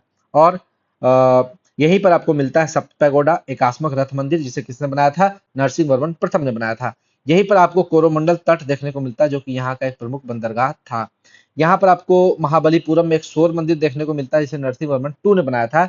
और आपसे क्वेश्चन पूछेगा कि ये जो एकात्मक रथ मंदिर है और शोर मंदिर है, ये दोनों किस शैली का है? तो एकात्मक रथ मंदिर जो है वो मामल्ल शैली का है, ठीक है। और शोर मंदिर जो है वो राज सिंह शैली का है, राज सिंह शैली का है। देखिए, आपको ऊपर पढ़ाने का मतलब ही यही था कि आप एक बेसिक नॉलेज गेन कर ले कि कहाँ पर क्या करना है। इसके बाद बात करें, महिषामर्दिनी गुफा, त्रिमूर्ति गुफा, वराह गुफा, पंच पांडव मंडप, ये सब आपको महाबलीपुरम में मिलता है। यहाँ पे अर्जुन की तपस्या या गंगा अवतरण देखने को मिलता है, और कुछ रथ भी देखने को मिलता है। कौन कौन? देखिए, 7 रथ बोले थे, द्रौपदी रथ, नकुल सहदेव रथ, अर्जुन रथ, भीम रथ, धर्मराज रथ, गणेश रथ और वलयंकुट्टई रथ। ये जो रथ आपको देखने को मिलता है, इतना सारा चीज आपको मिलता है महाबलीपुरम तमिलनाडु में। इसीलिए यहाँ पर जो लोग आए वो देखे, अरे यहाँ पर तो विरासत ही विरासत है, क्यों नहीं इसको विश्व विरासत घोषित कर दिया जाए। 1984 में ही इसको यूनेस्को विश्व विरासत स्थल घोषित कर दिया गया, क्योंकि ये है घूमने की जगह। जब आप वहां जाइएगा आपको लगेगा कि यहाँ पर हर चीज तो घूमने ही की जगह है, समझे। आगे बात करते हैं। अब हम लोग ये तो देख लिए थे, अब हम लोग पल्लव पढ़ लिए हैं। अगला हम लोग पढ़ेंगे चालुक्य, चालुक्य के बारे में। और चालुक्य में भी कौन पढ़ेंगे? सबसे पहले वातापी के चालुक्य। चलिए यहाँ मैप से देखना स्टार्ट, मैप से हम लोग समझते हैं। यहाँ पर आप लोग देखिए, यहाँ पर है आपका वातापी, वातापी के चालुक्य, ठीक है, वातापी। और अभी इसको क्या बोलते हैं? बादामी, बादामी बोलते हैं। वातापी का नया नाम क्या है? बादामी। ये इस वंश, ये जो चालुक्य है, इस वंश के बहुत सारे शासक आएंगे, लेकिन जो सबसे जरूरी शासक है वो है पुलकेशिन द्वितीय। पुलकेशिन द्वितीय, यही पुलकेशिन द्वितीय जो है बाद में इसको जीतता है। यहाँ का क्षेत्र है वेंगी, वेंगी को जीतता है। और पुलकेशिन द्वितीय अपने भाई विष्णुवर्धन को दे देता है, विष्णुवर्धन, और विष्णुवर्धन को देने के बाद इससे वेंगी के चालुक्य की स्थापना करता है। तो यहाँ हो गया वातापी, फिर हो गया वेंगी। ठीक है, बाद में वातापी को जो चालुक्य है, इसका स्थापना करने के बाद इसका अंतिम शासक जो होता है वातापी के चालुक्य, जिसको कीर्तिवर्मन बोलते हैं, क्या बोलते हैं, कीर्तिवर्मन द्वितीय। कीर्तिवर्मन द्वितीय की हत्या कर देता है कौन, इसी का सामंत रहता है दंतीदुर्ग, दंतीदुर्ग। और वातापी के चालुक्य का अंतिम शासक कौन हो गया, कीर्तिवर्मन टू। इसकी हत्या कर देता है राष्ट्रकूट के शासक दंतीदुर्ग ने, और राष्ट्रकूट वंश की स्थापना करता है। राष्ट्रकूट वंश फिर इसके बाद बहुत दिन तक शासन करता है, लेकिन राष्ट्रकूट वंश का अंतिम शासक कौन होता है, कर्क द्वितीय। कर्क द्वितीय को कौन मारता है, कल्याणी की चालुक्य, कौन, तैलप तृतीय, तैलप द्वितीय। और इसका अंतिम शासक कौन रहता है, तैलप तृतीय, तैलप तृतीय। तो देखिए कितना इजी है, तैलप टू, तैलप थ्री, ये कल्याणी चालुक्य आपको याद करने के लिए कोई दिक्कत नहीं। लेकिन ये जो वेंगी है, ये वेंगी बाद में चोल में मिल जाता है। तो यही आपको मैप आपको याद रखना है, आपको समझ में आ जाएगा। तो यहाँ देखिए चालुक्य आपको दिख रहा है, इस समय आपको चेर दिख रहा है, पांड्य दिख रहा है, चोल दिख रहा है। ठीक है, चोल अब धीरे धीरे फिर से उदय होगा, चोल का उदय धीरे धीरे होगा अभी, कि वेंगी जहां पे है, वेंगी इसी से चोल यहाँ पर इधर पूरा चोल मिल जाएगा। और ये जो राष्ट्रकूट आपको देखने को मिल रहा है, अभी तो राष्ट्रकूट आपको कहाँ, इसमें तो आपको राष्ट्रकूट देखने को नहीं मिल रहा है। ये राष्ट्रकूट धीरे धीरे पूरा पूरा पूरा इस एरिया में राष्ट्रकूट फैल जाता है। बाद में जब बादामी को हरा देता है, तो ये पूरा एरिया में आपका राष्ट्रकूट ही भर जाता है, वो आपको आगे बताएंगे। तो देखिए चालुक्य को 3 पार्ट में डिवाइड किया गया है, बादामी या वातापी के चालुक्य, वेंगी के चालुक्य और कल्याणी के चालुक्य। तीनों का सीक्वेंस देखते हैं। 550 से 750 तक कौन रहता है, वातापी के चालुक्य, जिसको बादामी के चालुक्य भी बोलते हैं। बादामी इसका अभी वर्तमान नाम है, जो कि बीजापुर कर्नाटक में पड़ता है। इसके बाद वेंगी के चालुक्य पढ़ेंगे, जो कि आंध्र प्रदेश में पड़ता है। कौन सी 2 नदियों के बीच में वेंगी पड़ता है, वो दोनों नदी का नाम आप लोग कमेंट कीजिए, नहीं तो मैं भी आगे बता रहा हूँ।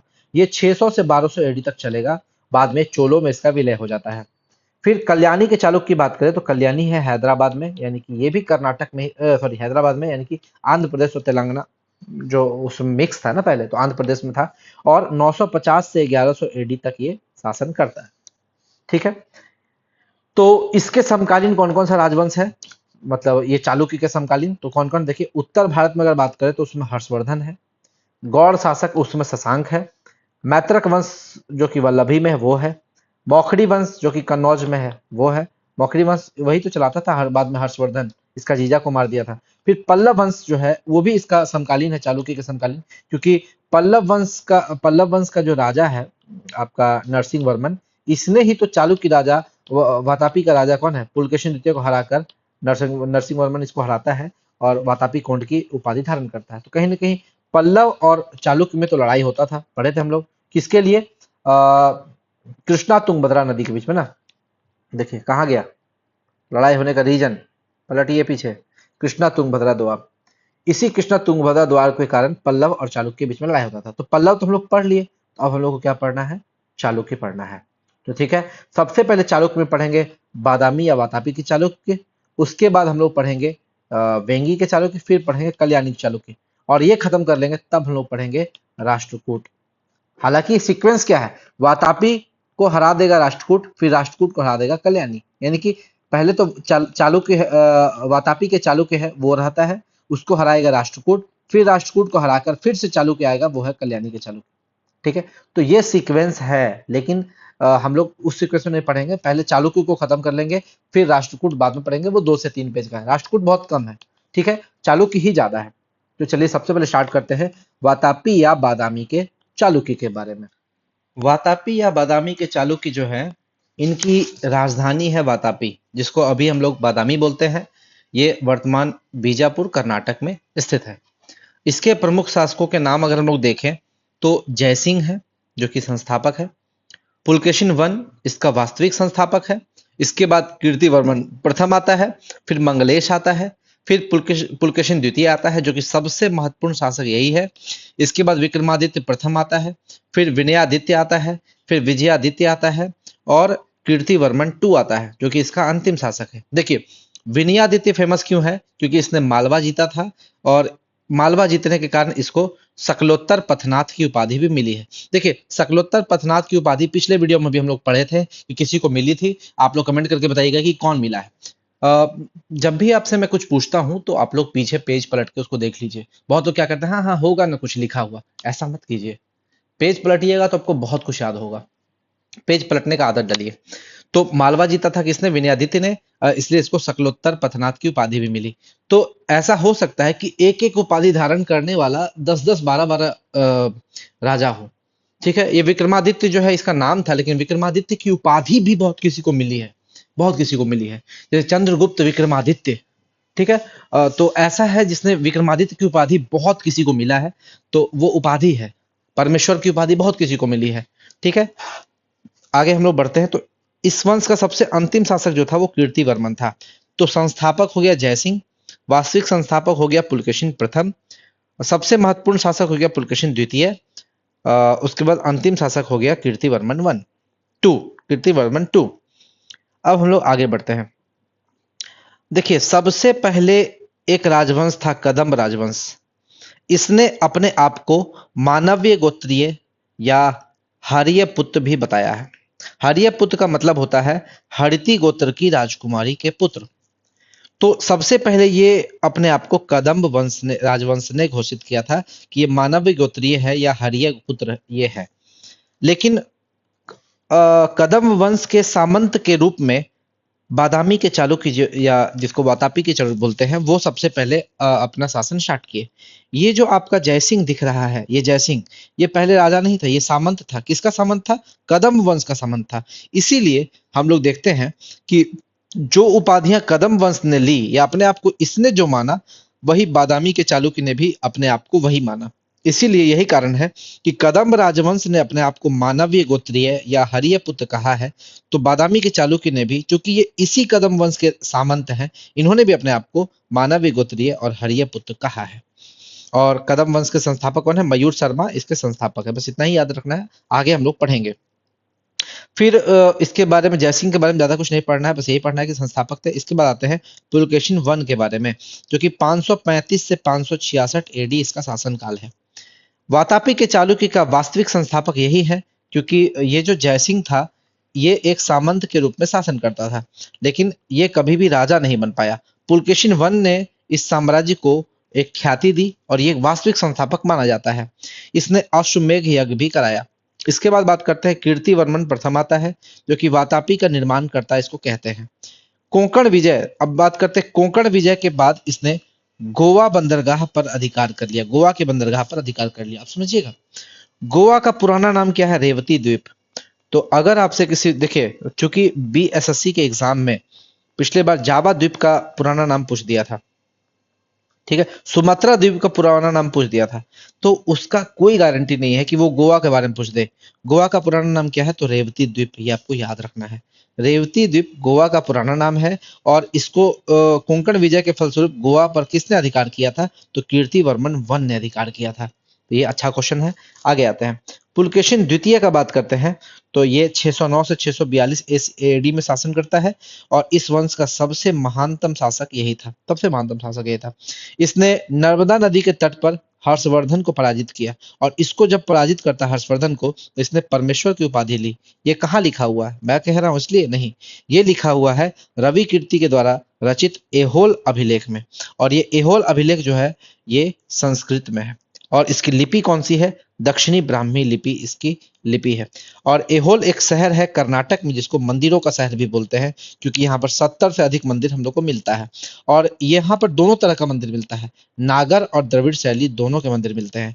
लेकिन आपसे एग्जाम में प्रश्न पूछेगा कि जो एहोल है इसको मंदिरों का शहर बोलते हैं, यहाँ कौन सा मंदिर मिलता है?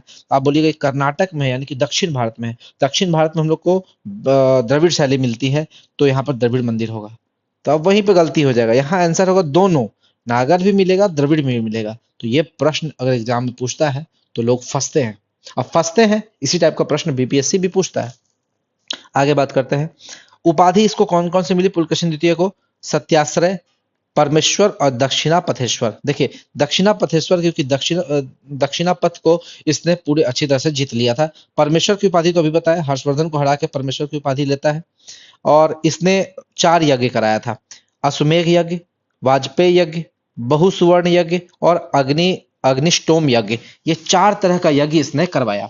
और बात करें, इसने ईरान के शासक शाह खुसरो टू के दरबार में अपना राजदूत भी भेजा था। तो पूछता है कि किस चालुक्य वंश के शासक ने ईरान के राजा शाह खुसरो टू के दरबार में अपना राजदूत भेजा था, तो वो हो जाएगा पुलकेशिन द्वितीय ने।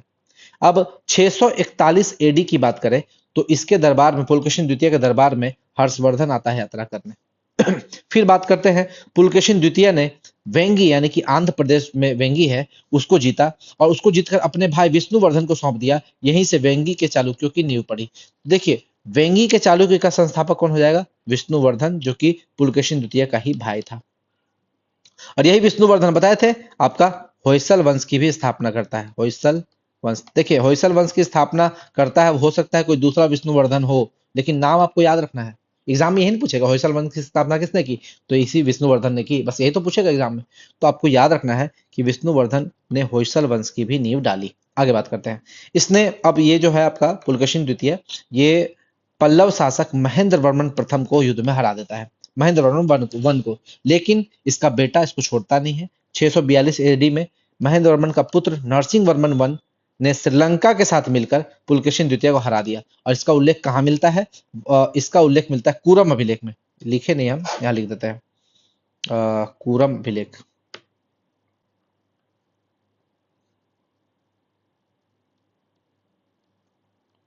कूरम अभिलेख में इसका वर्णन मिलता है। आगे बात करें और जैसे ही वो पुलकेशिन द्वितीय को हराता है, इसने वातापी कोंड की उपाधि अपने आप को धारण कर लेता है। इसके बाद आता है अगला शासक विक्रमादित्य वन, जो कि 655 से 680 एडी तक शासन करता है। इसने पल्लव शासक नरसिंह वर्मन वन को परास्त कर वातापी पर पुनः चालुक्यों का अधिकार स्थापित कर। देखिए, सबसे पहले पल्लव और चालुक्य में युद्ध होता क्यों है? पल्लव और चालुक्य में युद्ध का कारण यही है, कृष्णा तुंगभद्रा दोआब, यही है। पल्लव शासक की बात करें तो एक आपका है महेंद्र वर्मन, और चालुक्य शासक पुलकेशिन टू। पुलकेशिन टू महेंद्र वर्मन को हरा देता है, तो इसका बेटा नरसिंह वर्मन बदला लेता है। नरसिंह वर्मन बदला लेता है, वो पुलकेशिन द्वितीय को हरा देता है। अब फिर से एक चालुक्य शासक आता है विक्रमादित्य, जो कि नरसिंह वर्मन को हरा देता है। जो हराएगा वो वातापी पे अधिकार कर लेगा। तो नरसिंह वर्मन को हरा के वातापी पे अधिकार कर लेता है। तो कहीं ना कहीं वातापी फिर से चालुक्य के पास ही चला जाता है। अब विक्रमादित्य फेमस क्यों है? क्योंकि इसने चोल, चेर, पांड्य सबको हराया था, और तीनों को हराकर इसको एक उपाधि मिलता है, तीनों समुद्रों का स्वामी। देखिए, इधर आपको चेर मिलेगा, इधर आपको चोल मिलेगा, और इधर आपको पांड्य मिलेगा। यानी कि इधर आपका अरब सागर, इधर हिंद महासागर, इधर बंगाल की खाड़ी। तो तीनों समुद्र का स्वामी हो गया ना। तो ये तीनों समुद्र का स्वामी बन जाता है। आगे बात करें, विक्रमादित्य टू की बात करें तो ये इसने पल्लव नरेश नंदी वर्मन टू को पराजित किया, और इसको पराजित करके कांची कोंड की उपाधि धारण कर की। देखिए, नंदी वर्मन टू कहाँ था? कांची में था, और कांची को हराकर इसने कांची कोंड की उपाधि धारण की। तो देखिए, बड़ा ही इंपॉर्टेंट सवाल है, कांची कोंड किसको की उपाधि कौन धारण करता है? तो ये धारण करता है विक्रमादित्य टू, और किसको हराकर? नंदी वर्मन, पल्लव शासक नंदी वर्मन टू को हराकर कांची कोंड की उपाधि धारण करता है। और अगर हम लोग बात करें, दक्कन में जो अरब का आक्रमण होता है, वो उसको, अरब का आक्रमण को रोकने के लिए जो विक्रमादित्य टू है, ये अपना भतीजा को भेजता है और बोलता है जाओ तो जीत के आओ। तो इसके भतीजा का नाम होता है पुलकेशी, पुलकेशिन नहीं, पुलकेशी। नौ हटा दीजिए, नौ हटा दीजिएगा तो पुलकेशी हो जाएगा। ये पुलकेशी जाता है, वो विक्रमादित्य टू का भतीजा रहता है। ये वहां पर अरबों को हरा देता है, और हरा के इसको एक उपाधि मिलती है, अवनी जनाश्रय। अवनी जनाश्रय, ये इसको उपाधि मिलती है। और बात करें, ये जो विक्रमादित्य टू है, इसकी दो पत्नी होती है। पहली पत्नी का नाम है लोक महादेवी, और दूसरी पत्नी का नाम है त्रैलोक्य देवी। लोक महादेवी ने विरूपाक्ष महादेव का मंदिर बनाया था, जिसको, जो कि पटडक्कल में है।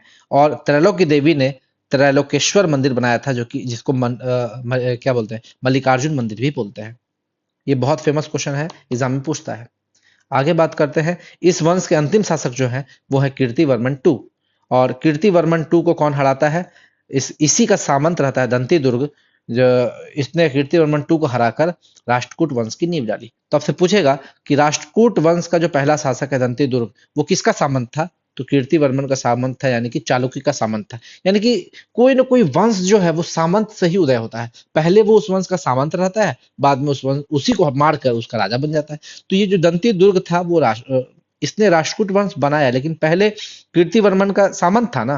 कीर्तिवर्मन अपना राज्य इसको दिया हुआ था, बोलता था तुम टैक्स वसूल के हमको देना। वही चीज था जो मैंने पिछले वीडियो में बताया था आपको। अब समझते हैं कुछ और फैक्ट्स के बारे में समझते हैं। शब्दावतार एक व्याकरण ग्रंथ है। इसकी रचना कौन करता है? गंगराज दुर्विनीत, और ये पुलकेशिन द्वितीय का सामंत था। फिर नीति वाक्यामृत, इसकी रचना कौन करता है? सोमदेव सूरी, इसके द्वारा रचित होती है।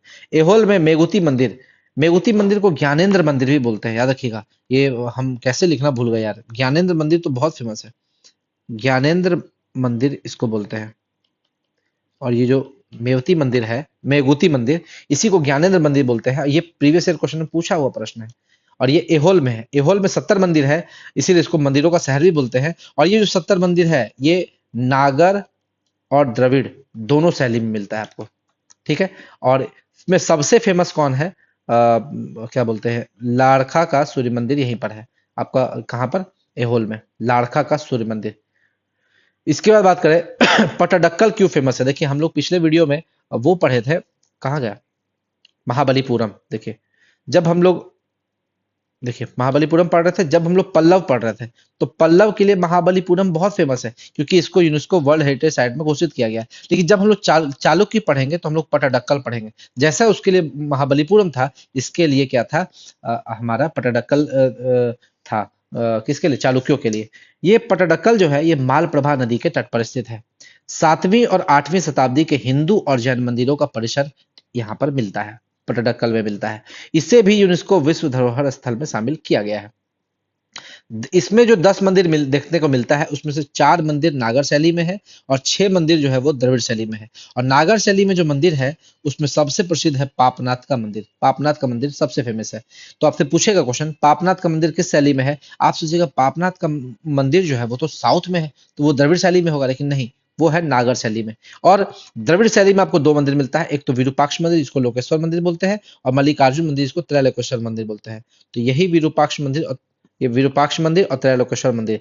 विरूपाक्ष मंदिर कौन बनाया था? लोक महादेवी। और त्रैलोकेश्वर मंदिर कौन बनाया था?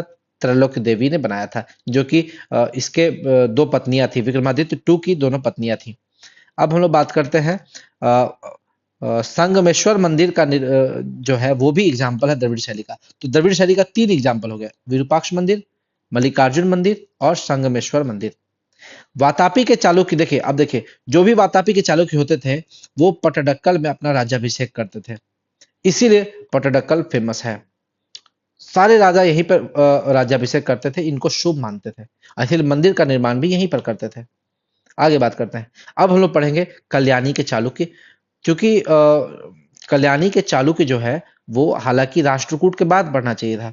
वातापी के बाद हम लोग का क्या आता है? राष्ट्रकूट। और राष्ट्रकूट के बाद क्या आता है? कल्याणी। लेकिन राष्ट्रकूट हम लोग बाद में पढ़ लेंगे, पहले कल्याणी पढ़ते हैं। वातापी के चालुक्य के अंतिम शासक कीर्तिवर्मन 2 को हराकर, ठीक है, वातापी का चालुक्य का अंतिम शासक कौन था? कीर्तिवर्मन 2। कीर्तिवर्मन 2 इसको हटाकर दंती दुर्ग ने क्या किया था? राष्ट्रकूट वंश की नींव डाली। और राष्ट्रकूट वंश अपनी राजधानी किसको बनाता है? मानीखेट को बनाता है। फिर राष्ट्रकूट वंश जो है 752 से लेकर 973 तक शासन करता है। तो इतना साल चालुक्य कहाँ गया? लेकिन इसका जो वास्तविक राष्ट्रकूट शासक जो है, अंतिम वास्तविक राष्ट्रकूट शासक कर्क द्वितीय, बोले कहीं कहीं इंद्र फोर्थ देखने को मिलेगा, कहीं कहीं कर्क द्वितीय देखने को मिलेगा, तो इसीलिए हम आपको दोनों बता दिए हैं। कर्क द्वितीय जो है इसका अंतिम शासक, इसको मारकर तैलप द्वितीय ने फिर क्या करता है? कल्याणी के चालुक्य की वंश की नींव डालता है। यानी कि राष्ट्रकूट वंश आएगा, उसका स्थापना करेगा कौन? दंती दुर्ग। फिर अंतिम शासक इसका कर्क द्वितीय, इसको मार देगा, तैलप द्वितीय और कल्याणी चालुक्य की स्थापना कर देगा।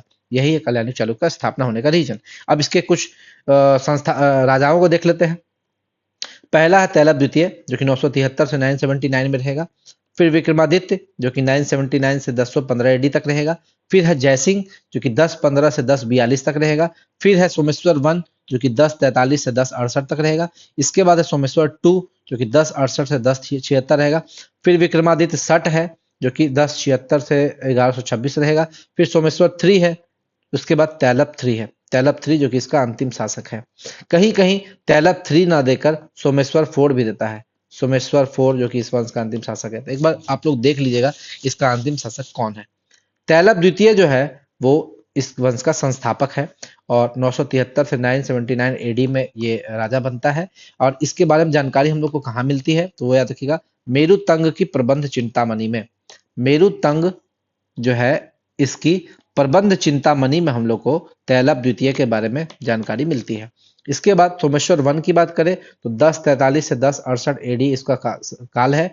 इसने अपनी राजधानी मानिखेट से कल्याणी स्थानांतरित की थी। देखिए ये जो राजधानी राष्ट्रकूट वंश की राजधानी मानिखेट थी, तो चूंकि राष्ट्रकूट वंश को हराकर ही कल्याणी आया था, इसलिए कुछ दिन तक ये इसी की राजधानी को यूज किया, मानिखेट को ही यूज करता था पहले। ठीक है, शुरुआती राजधानी यही थी, लेकिन बाद में सोमेश्वर वन ने क्या किया, कल्याणी को राजधानी बनाया इस वंश का। अब आपसे क्वेश्चन पूछ देगा, दो तरह से क्वेश्चन पूछेगा, कल्याणी शहर किसने बसाया? तो शहर बसाया था जय सिंह ने, लेकिन कल्याणी को राजधानी किसने बनाया? सोमेश्वर वन ने बनाया। तो यहाँ क्वेश्चन फंसा सकता है। ठीक है, अब आगे बढ़ते हैं। अब हम लोग आगे बढ़ते हैं। सोमेश्वर वन इसने राजधानी मानिखेट से कल्याणी स्थानांतरित किया। कोप्पम जो कि 1052 में और कुडल संगम जो कि 1062 में, ये दोनों युद्ध ये हार गया, सोमेश्वर वन हार गया। 1052 में ये कोप्पम का युद्ध हारता है और 1062 में ये कुडल संगम का युद्ध हारता है। और ये दोनों युद्ध हारने के बाद ये चोलों से पराजित होकर तुंगभद्रा नदी में डूबकर अपनी जान दे देता है।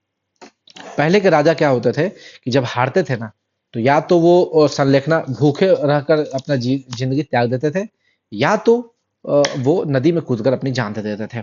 और ये मेडिवल हिस्ट्री में भी हम लोग पढ़ेंगे, नदी में कूदकर भी बहुत लोगों ने अपनी जान दी है। इसके बाद आते हैं विक्रमादित्य 6, जिसको विक्रमादित्य सठ भी बोलते हैं, सठ सठ यानी कि 6।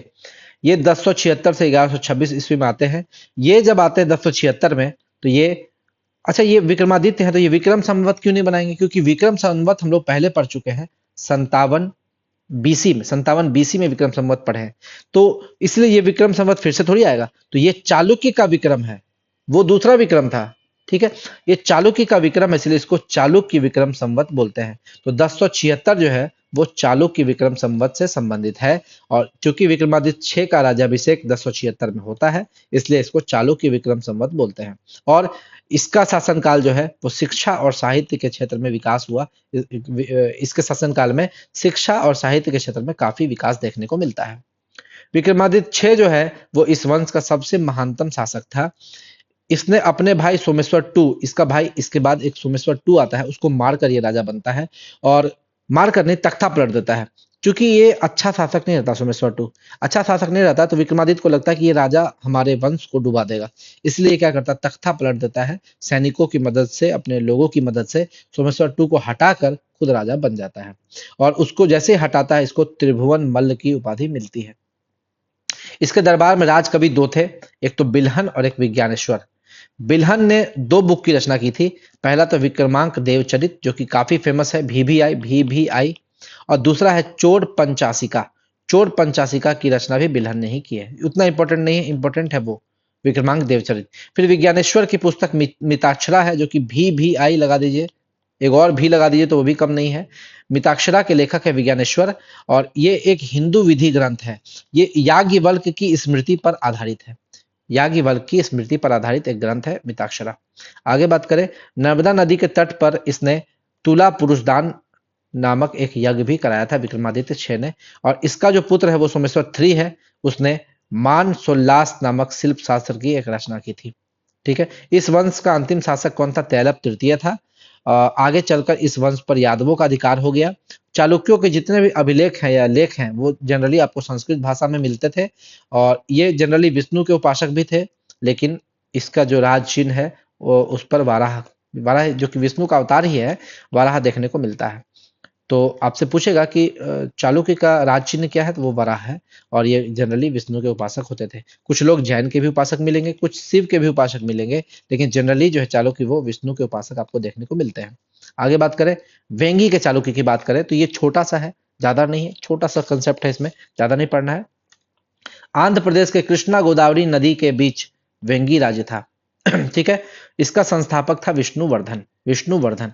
और यही विष्णुवर्धन ने द्वार समुद्र के होयसल वंश की स्थापना भी की, जो हम लोग पढ़ते हैं। और ये विष्णुवर्धन पुलकेशिन द्वितीय का भाई था। पुलकेशिन द्वितीय ने जीत कर ये जो वेंगी जो है उस जगह को जीत कर अपने भाई विष्णुवर्धन को दे दी। और मैं आपसे बार बार क्वेश्चन पूछता था कि वेंगी किस दो नदियों के बीच स्थित है, याद रखिएगा, कृष्णा और गोदावरी नदी के बीच है ये वेंगी।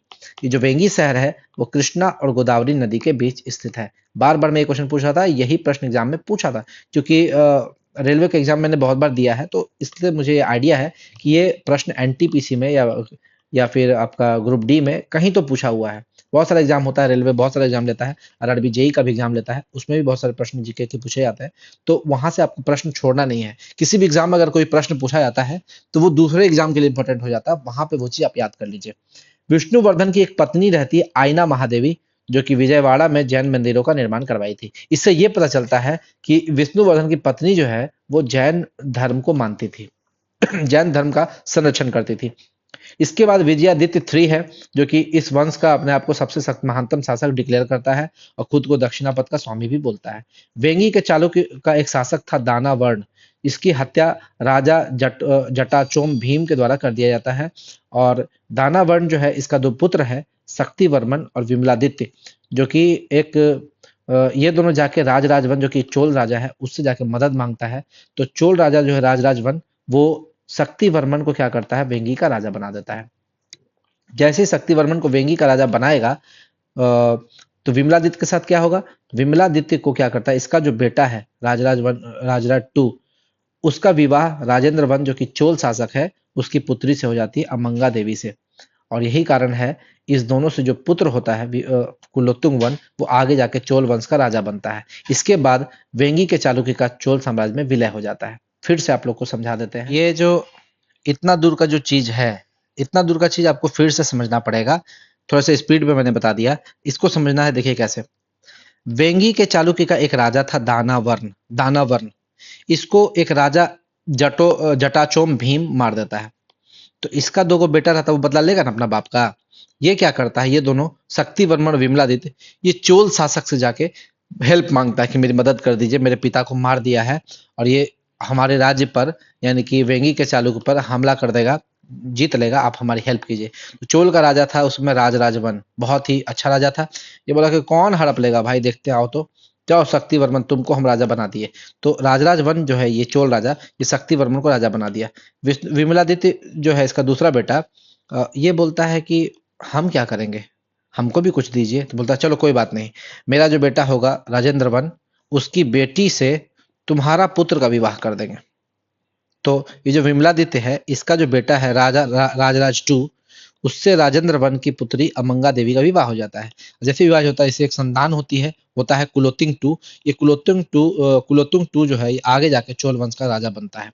और यही कारण है कि बाद में कभी भी इस दोनों का युद्ध नहीं हुआ, वेंगी का, और वेंगी के जस्ट नीचे चोल, वेंगी के जस्ट नीचे चोल है, कभी युद्ध नहीं हुआ। और जैसे ही कुलोत्तुंग वन बना, बोला कि हम तो वेंगी के ही हैं भाई, और ये चोल चोल का राजा बन गया, बोला कि हम लोग दोनों अलग थोड़ी है, मिला दो। तो एक में मिला दिया, तो क्या हो गया, वेंगी के चालुक्य का चोल में मर्ज हो गया, विलय हो गया। अब हम लोग देखते हैं राष्ट्रकूट वंश के बारे में। ज्यादा नहीं, इसके बारे में बहुत ज्यादा नहीं पढ़ना है, बहुत कम पढ़ना है। राष्ट्रकूट वंश देखिए, ये फेमस है त्रिपक्षीय युद्ध के लिए, त्रिपक्षीय युद्ध के लिए, ठीक है। इसकी स्थापना कौन करता है, दंती दुर्ग करता है। 752 एडी में चालुक्य के राजा कीर्तिवर्मन द्वितीय, देखिए कीर्तिवर्मन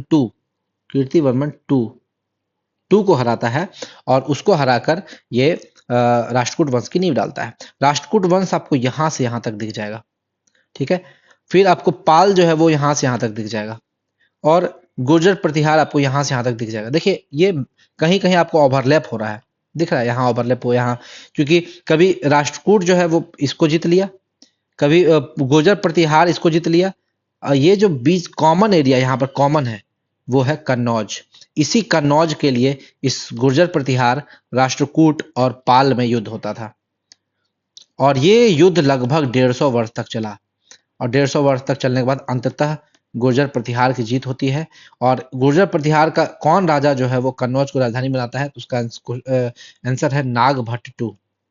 नागभट्ट टू एक राजा है गुर्जर प्रतिहार का, जो कन्नौज को अपनी राजधानी बनाता है। ये प्रश्न एग्जाम में पूछता है। अब देखिए, शुरुआत में ये जो आपका राष्ट्रकूट वंश था, वो चालुक्यों का सामंत था। ये कीर्तिवर्मन का सामंत था, लेकिन बाद में ये इसी कीर्तिवर्मन टू को मारकर यहाँ का राजा बन जाता है और अपनी राजधानी क्या बनाता है, मानिखेट। और इस ये जो दंती दुर्ग है इसको पृथ्वी वल्लभ की उपाधि भी मिलती है। कुछ शासक इसके देख लेते हैं। पहला शासक है कृष्णवन, फिर ध्रुव, फिर गोविंद तृतीय, फिर उसके बाद अमोघ वर्ष, फिर कृष्ण टू, फिर इंद्र थ्री, फिर कृष्ण थ्री, फिर कर्क टू। कर्क टू अंतिम महत्वपूर्ण शासक है, कहीं कहीं इंद्र फोर भी लिखा हुआ आपको मिलेगा, तो जो भी ऑप्शन में रहे वो आपको मार देना है। ठीक है, आगे बढ़ते हैं। कृष्णवन, जिसको अकाल वर्ष भी इसका उपनाम है, अकाल वर्ष, इसने एलोरा की ठोस चट्टानों को काटकर वहां पर कैलाश मंदिर का निर्माण कराया।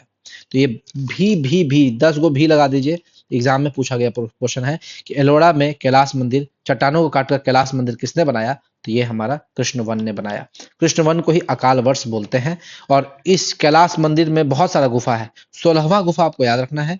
ये एक ही चट्टान से बना हुआ विशाल मंदिर है। ठीक है, और धीरे धीरे ये जो है अपना साम्राज्य को कहाँ विस्तार करता है, सबसे पहले तो राष्ट्रकूट कर्नाटक में होते हैं। ठीक है, फिर फैलते फैलते महाराष्ट्र, आंध्र प्रदेश, वेंगी, मध्य प्रदेश तक चले जाते हैं। देखिए यहाँ से स्टार्ट करेंगे, यहाँ पे मध्य प्रदेश चले। मध्य प्रदेश कब जाएंगे, जब उनका युद्ध गुर्जर प्रतिहार से होगा तब। ठीक है, अब एक चीज समझ लीजिए कि राष्ट्रकूट एकमात्र ऐसा दक्षिण भारत का वंश है जो उत्तर भारत में रुचि रखता है। उत्तर भारत अभी तक कोई दक्षिण भारत का राज्य नहीं आया था। ये राष्ट्रकूट पहला राज्य है उत्तर भारत, दक्षिण भारत का राज्य है जो उत्तर भारत गया था। लेकिन उत्तर भारत वाले दक्षिण आए हैं, लेकिन दक्षिण वाले उत्तर बहुत कम गए हैं, नहीं गए हैं। ठीक है, अब बात करते हैं अगला शासक है ध्रुव वन, जिसको धारा वर्ष के भी नाम से जाना जाता है। धारा वर्ष को कहते हैं भारी वर्षा। ठीक है, उत्तर भारत में प्रतिहारों व पालों पर आक्रमण करके त्रिकोणीय संघर्ष या त्रिपक्षीय युद्ध में इसने भाग लिया था। तो आपसे पूछेगा राष्ट्रकूट वंश का कौन सा राजा था जिसने इस पर भाग लिया था त्रिपक्षीय युद्ध में, तो वो ध्रुव वन था, या जिसको धारा वर्ष भी बोलते हैं। ठीक है, और इसने यहाँ पर सफलता हासिल की थी। यहाँ पर मध्य प्रदेश वाला एरिया में मालवा और वह कुछ कुछ जीता था।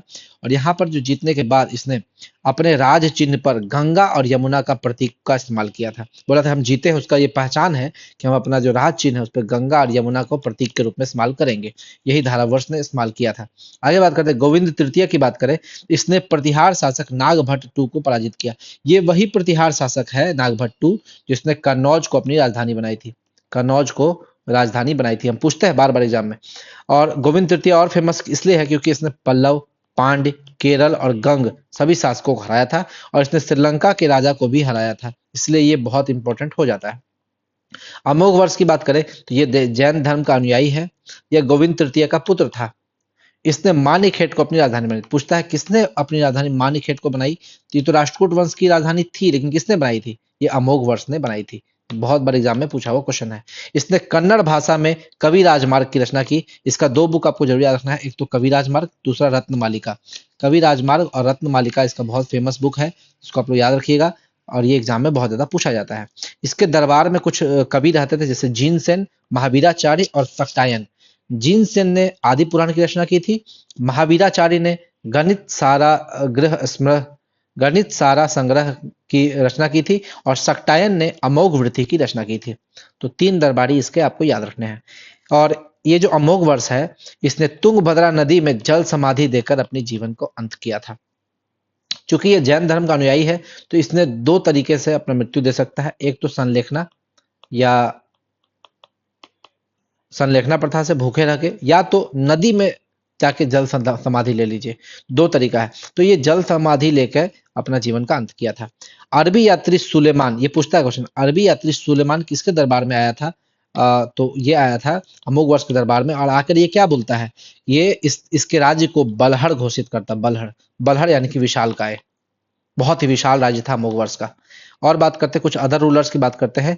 इंद्र थ्री जो है, इसके शासनकाल में अरब निवासी अल मसूदी भारत आया था, और कल्याणी के चालुक्य के शासक तैलब द्वितीय ने 973 एडी में कर्कटू, जो कि इस वंश का अंतिम शासक था, उसको हराकर राष्ट्रकूट राज्य पर अपना अधिकार कर लिया था। कुछ संस्कृति की बात करते हैं इस वंश की, तो एलोरा गुफाओं का सर्वप्रथम उल्लेख हम लोग को कहाँ मिलता है, ये थेविनेट ने किया है, जो कि फ्रांसीसी यात्री है। ये थेविनेट एक फ्रांसीसी यात्री है जो कि एलोरा की गुफाओं का सबसे पहली बार उल्लेख करता है। और मैं आपको बता दिया है कि एलोरा में आपका के गुफाओं को काट कर कैलाश मंदिर का निर्माण किसने कराया था, कृष्णवन ने कराया, कृष्णवन ने कराया था। और बात करें राष्ट्रकूट शासन में ग्राम महाजन या ग्राम महत्तर, जो कि गांव के बुजुर्ग को बोलते हैं, ये गांव के मुखिया की सहायता करते थे। जो गांव में मुखिया होता था उसका सहायता कौन करेंगे? जो गांव के बुजुर्ग होंगे, और गांव के बुजुर्ग को ग्राम महत्तर या ग्राम महाजन कहते हैं।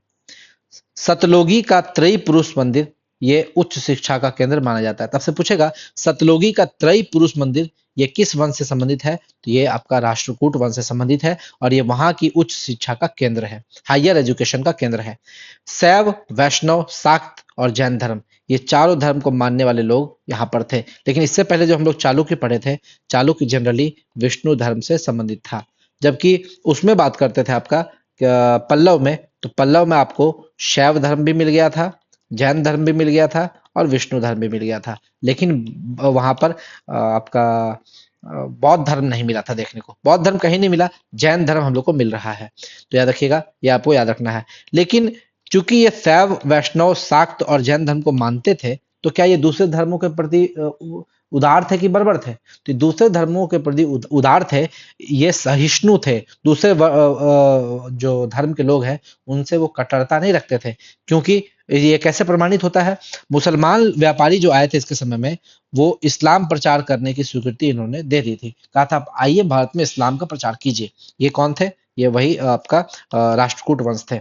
ये सहिष्णु थे, यानी कि अपने जो देवी देवता है उनकी तो पूजा करते ही थे, बाकी जो दूसरे धर्मों के देवी देवता आते थे उनकी भी वो इज्जत करते थे। तो यहीं तक आज हम लोग पढ़ते हैं। अगला वीडियो जो आएगा उसमें हम लोग कुछ छोटे छोटे राजवंश हैं उनको पढ़ेंगे, चोल साम्राज्य पढ़ेंगे, ये दो चीज हम लोग पढ़ेंगे। तो कैसा लगा आपको मेरा आज का वीडियो? अगर आपको मेरा वीडियो अच्छा लगा हो तो मेरे चैनल को लाइक, शेयर और सब्सक्राइब जरूर कीजिएगा। ज्यादा से ज्यादा लोगों को मेरा वीडियो फैलाइएगा। धन्यवाद।